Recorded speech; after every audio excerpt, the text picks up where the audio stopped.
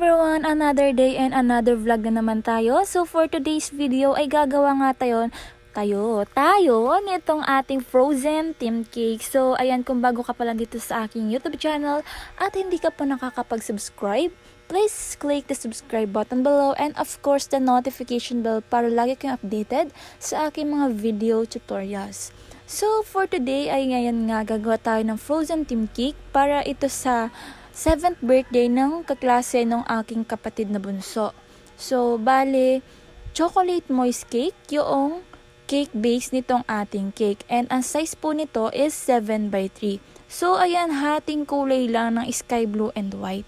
So, ayan, palagi talaga nag-order sa akin si ate ng mga cakes kahit na dinadala sa mugpog. So, dito siya sa akin nag-order.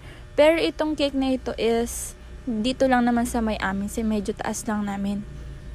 And ayan, napakasimple pero sobrang ganda talaga ng cake na ito.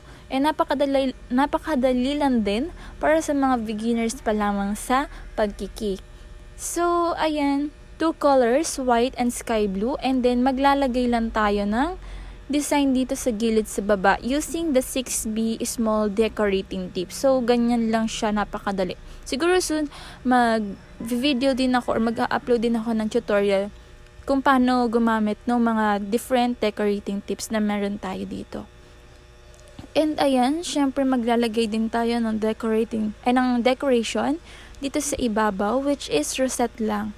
So, hopefully soon makagawa na ako ng tutorial, So, napakadali lang naman talaga. And, basically, napaka-basic lang ng mga steps para makagawa ng mga ganitong designs.